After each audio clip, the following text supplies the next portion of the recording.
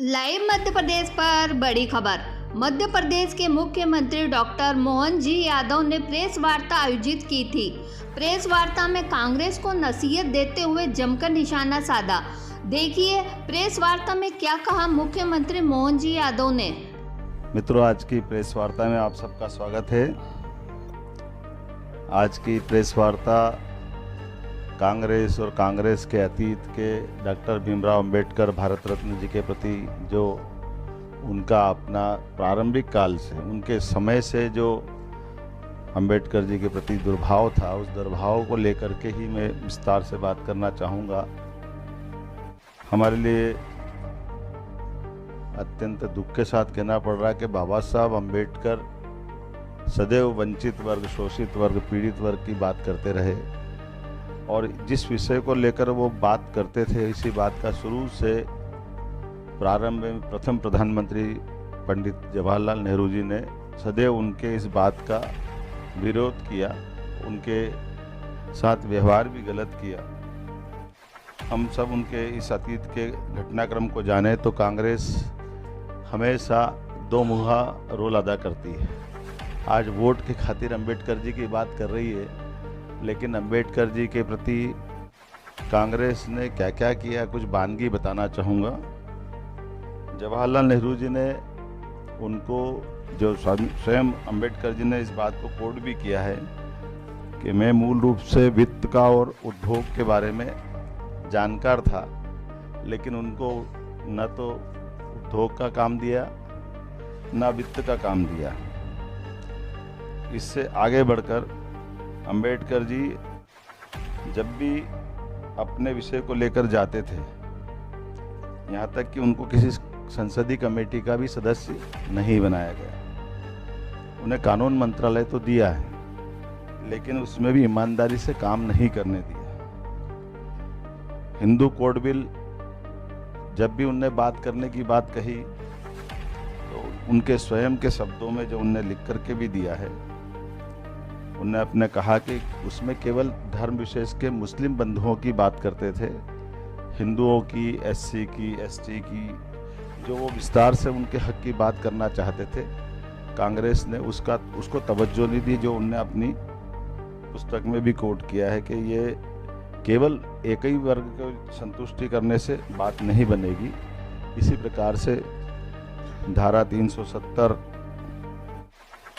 पाकिस्तान का बनना, इन सारी बातों को बाबा साहब ने पसंद नहीं किया था, लेकिन हम सब जानते हैं कि ये किसकी इच्छा से हुआ है। और यही स्थिति बनी कि जो वो चुनाव लड़े 52 में, उस 52 के चुनाव में भी कांग्रेस के तत्कालीन प्रधानमंत्री ने खुल करके विरोध करके उनको चुनाव हराने का प्रयास किया। बाद का उपचुनाव हुआ, उपचुनाव में भी उनको चुनाव हराने का प्रयास किया।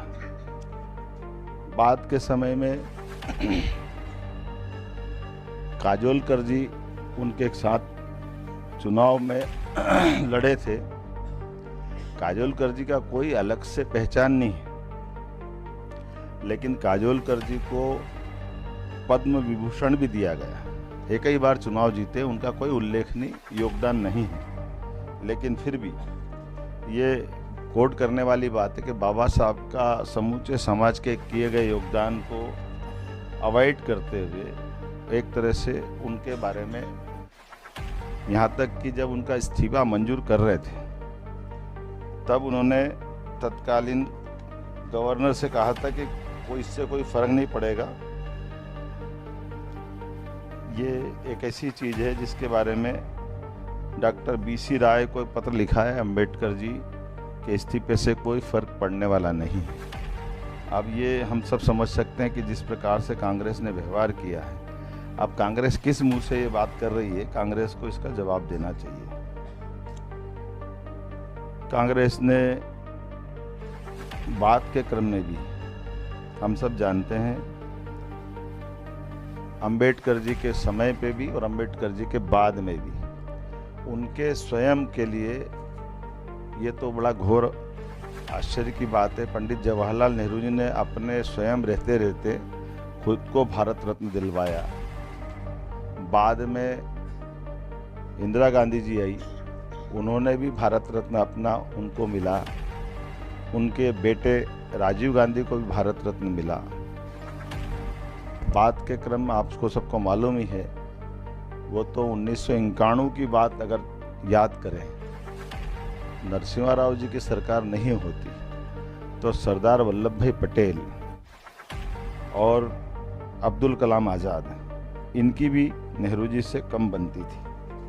अगर ये होते तो कांग्रेस की सरकार होती या इनके अपने परिवार से कोई होता तो उनके भारत रत्न उस समय भी नहीं दिया जाता। अर्थात इनकी देहावसान हुआ 50 के दशक में, 60 के दशक में, और 40 साल सरदार वल्लभ भाई पटेल को भी भारत रत्न देने में कांग्रेस के एक परिवार के बाहर की ताकत के भरोसे लगा है। अब्दुल कलाम जी का भी वही हाल हुआ। लेकिन और आगे बढ़कर देखता हूँ तो सरदार वल्लभ भाई पटेल, अब्दुल कलाम आज़ाद, बाद के क्रम में स्वर्गीय अटल बिहारी वाजपेयी जी ने न केवल भारत रत्न दिया बाबा साहब अम्बेडकर को, यूपीए की सरकार की तुलना में एनडीए की सरकार संयुक्त दलों को सहमत करते हुए समान रूप से जिनने ऐतिहासिक काम किया और ऐसे अतीत के अंदर जिनने भी बड़ा काम किया, मुझे इस बात की प्रसन्नता है कि हमारे यशस्वी प्रधानमंत्री ने भी नेताजी सुभाष चंद्र बोस को भी भारत रत्न दिया है। और ये वो बातें हैं जिसके आधार पर अपने लिए कोई भी दल का हो, हम सब जानते हैं प्रणब मुखर्जी के प्रति भी नरेंद्र मोदी जी ने उदारतापूर्वक उनको उस पद से नवाजा है। हमारे द्वारा सरकार जब बनती है तो सरकार के लिए बड़ा मन चाहिए, और अंबेडकर जी ने तो उस समय के समाज को जोड़ करके खासकर शोषित पीड़ित वंचित वर्ग के लिए, हम सब जानते हैं कि सुंदरलाल जी पटवा हमारे मुख्यमंत्री थे जिन्होंने महू के डॉक्टर अंबेडकर के जन्म स्थान को स्मारक बनाने की दिशा में कदम बढ़ाया। बाद में माननीय प्रधानमंत्री जी ने पंच तीर्थ करके इंग्लैंड में जहां उन्होंने शिक्षा ग्रहण की, चैत्य स्थल मुंबई, जन्म स्थान दीक्षा स्थल नागपुर, महू तो है ही, ऐसे 5 स्थान को पंच तीर्थ बनाने का काम हमारी पार्टी ने किया है। और इसके पीछे भाव भी ये है, आप कभी इस तरह से भी देख सकते हैं। अंबेडकर जी की बात कर रहे हैं तो अंबेडकर जी को लेकर के देश भर में जयंती मनाई जाती है या पुण्यतिथि मनाई जाती है। एक बार भी जयंती या पुण्यतिथि पे कभी महू आने का काम कांग्रेस के राष्ट्रीय अध्यक्ष जी ने नहीं किया। मध्य प्रदेश से एक बार यात्रा गुजर रही थी तब जरूर महू रुके। अगर आप उनके तीर्थ पे जाने के भाव नहीं रखते तो आपकी श्रद्धा कैसी है? इसीलिए मेरा इतना ही निवेदन है, उससे आगे बढ़कर भी जब भी सरकारें रही तो इनके परिवारों के नाम पर योजनाएं बनाई, स्मारक बनाए, भवन बनाई, जाने क्या क्या बनाए, लेकिन कोई एक भी स्कीम या एक भी स्मारक कांग्रेस के द्वारा अंबेडकर जी से कहीं उनको कोई सम्मान देने का काम नहीं किया है। अब अपने चुनावी समीकरण के आधार पर जैसे कांग्रेस हमेशा अतीत में इसी प्रकार के सगुफे चला करके बात अपने ढंग से अपना वोट बैंक तलाशने का प्रयास कर रही है। देश की जनता समझदार है, देश की जनता को बेवकूफ़ नहीं बनाया जा सकता। मैं उम्मीद करता हूं कि कांग्रेस को अपने अतीत के इस पूरे घटनाक्रम पर माफ़ी मांगना चाहिए और अंबेडकर जी के प्रति सम्मान प्रकट करते हुए ऐसा कोई उनके द्वारा कदम किया जाना चाहिए जो वास्तव में लगे। केवल वोट की खातिर आप किसी को कैसे भी करके विषय पलटने जाओगे, ये बात गले नहीं उतरेगी और जनता इस सब बातों को जानती है। मैं उम्मीद करता हूं कि आज की प्रेस कॉन्फ्रेंस चूँकि राष्ट्रीय स्तर के इसी विषय को लेकर के जोड़ी गई थी और अंबेडकर जी पर ही हमको बात करना है, मैं अपनी ओर से पुनः कांग्रेस के नेतृत्व से अपील करता हूं कि वो अपनी सही बात को सामने लाए, बल्कि उल्टे अपोजिशन के लीडर के नाते से दुनिया का सबसे बड़ा लोकतंत्र भारत है और प्रधानमंत्री के बाद सबसे बड़ा सम्मानीय पद नेता प्रतिपक्ष का है। स्वर्गीय भारत रत्न अटल बिहारी वाजपेयी जी ने उस पद की गरिमा एक तरह से हिमालय की चोटी की तरह बढ़ाई है। 5-5 प्रधानमंत्री के सामने वो अपोजिशन के लीडर के नाते से सदैव बैठते आए। हर एक बार उनने अपनी गरिमा से अपने पद को गौरवान्वित किया है।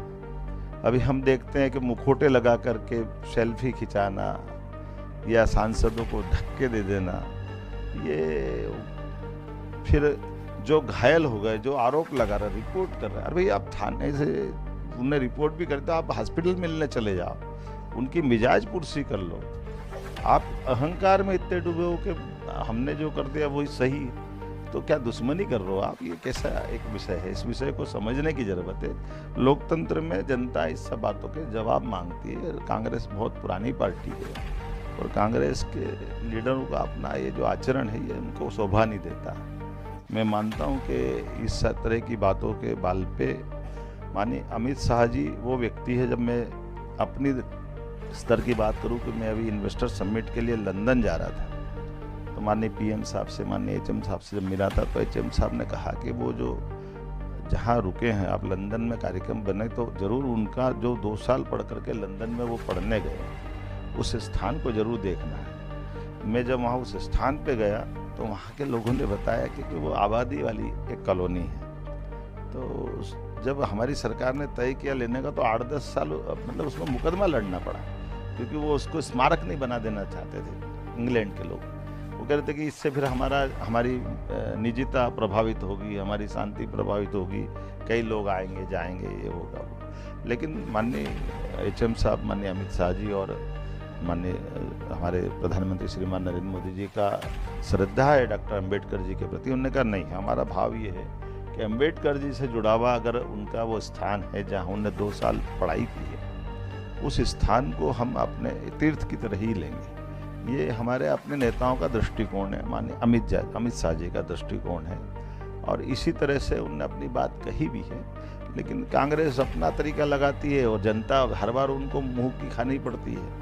14 हो जब उनकी सरकार चली गई बुरी तरह से, तब वो उनको मजाक बना रहे थे माननीय मोदी जी का, बीजेपी का। 2019 में वो हार गए, फिर भी मजाक बना रहे थे। अभी 2024 में हार गए, फिर भी उनके अपनी तरीके लग रहे हैं।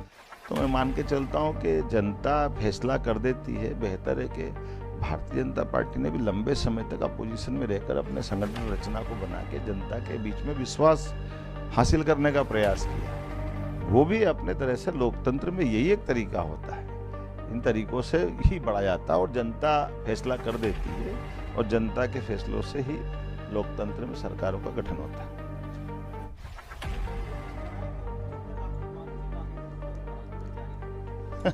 अब यही तो सोचने वाली बात है कि माफी मांगने के लिए कांग्रेस क्या कह रही है और माफी किसको मांगना चाहिए। आपके अतीत के उस काल से जिनने बाबा साहब के लिए कितने कष्ट उठाए बाबा साहब ने, आप उनको अपने कदम कदम पर दुख देते रहिए। आपने जिनने संविधान की अनुपम देन हमको दी, उनको चुनाव जीतने नहीं दे रहे हो। उपचुनाव में लड़े तो उपचुनाव में हराने जा रहे हो। उपचुनाव हो या मुख्य चुनाव हो, एक बार जो उनके सामने जीता उसको पद्म विभूषण दे रहे हो, खुद भारत रत्न ले रहे हो, अपनी परिवार में भी आगे वही परंपरा कायम रख रहे हो। ना बाबा साहब के योगदान के बारे में कोई स्मारक बना रहे हो। उनके समय भी कष्ट दिए, बाद में भी कष्ट दिए। तो अब इसके प्रति, अम्बेडकर जी के प्रति कांग्रेस का क्या भाव है वो तो अपने आप ही स्पष्ट हो रहा है। और उसके बाद कह रहे कि बाबा साहब के लिए हम माफी मांगे।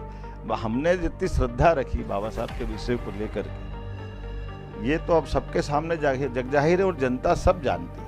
आज दुनिया के सबसे बड़े लोकतंत्र में स्वर्गीय पंडित नेहरू जी के बाद 60 साल बाद अगर हमारी तीसरी बार सरकार बनी, तो जनता का भरोसा ही है कि जब हम सरकार तीसरी बार बना रहे हैं, इससे बढ़ के क्या प्रमाण होगा। और बाबा साहब का, सभी हमारे महापुरुषों का, हमने कहा कि हम तो दलों की सीमा से ऊपर उठ करके जिन्होंने इस देश के लिए कोई भी योगदान दिया, उन सबका सम्मान किया। तो ये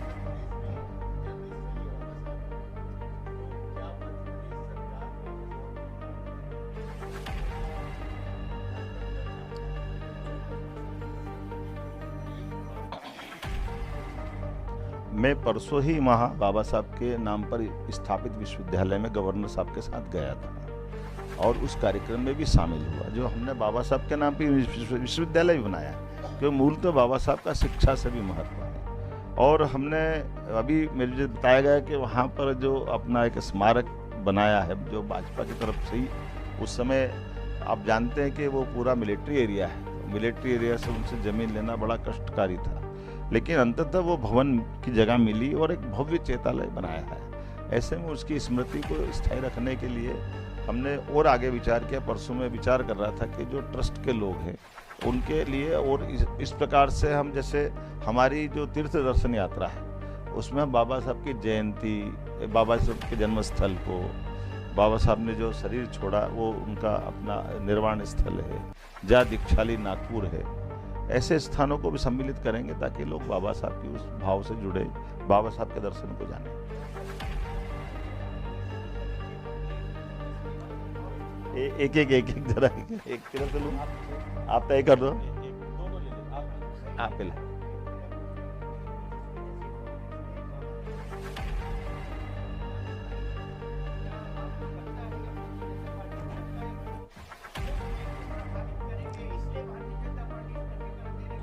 नहीं, ये कांग्रेस तो कांग्रेस का काम कर रही है।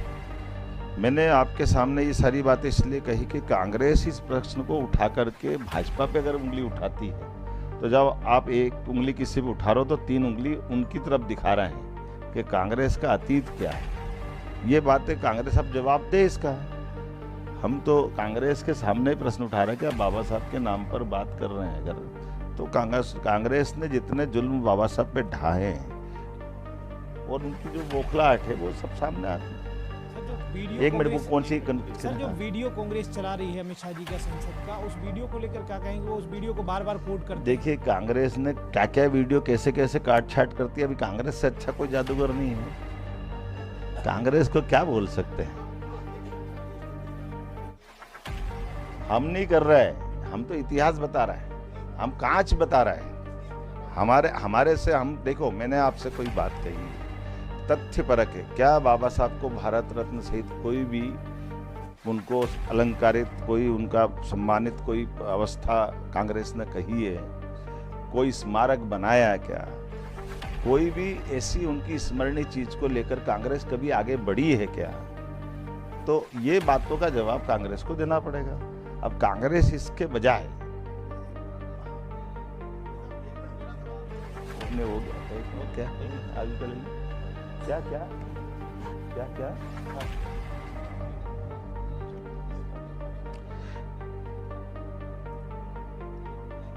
देखिए, हमने फिर कहा कि हमको भाजपा के लिए तो इतना आदर है अपने मन में बाबा साहब के लिए कि पंच तीर्थ हम बना रहे हैं। हमारी सरकारें उन स्थानों पे जाने आने के लिए योजनाएं लगा रही है, हमारे द्वारा इन सारी बातों का आग्रह भी किया जा रहा है।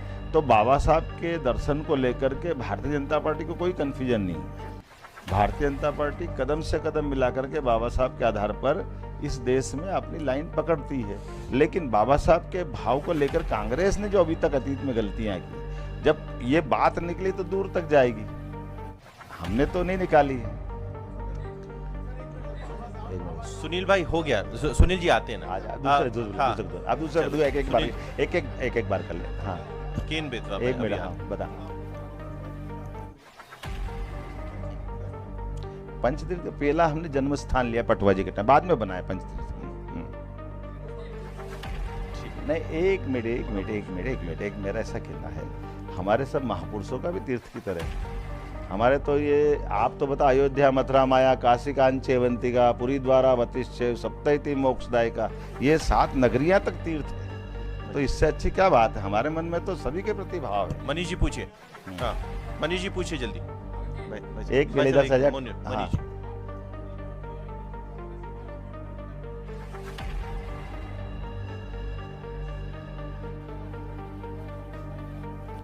हमको कहाँ मना है?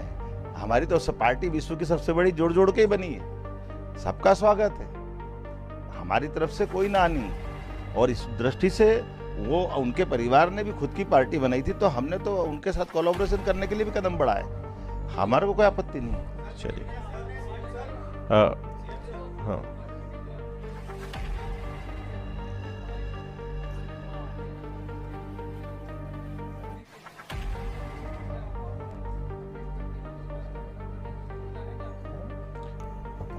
आप बाबा साहब के नाम पर हमने योजना भी चालू की और बाबा साहब की 6 दिसंबर और 14 अप्रैल की सारे कार्यक्रम हम ही तो मनाते हैं।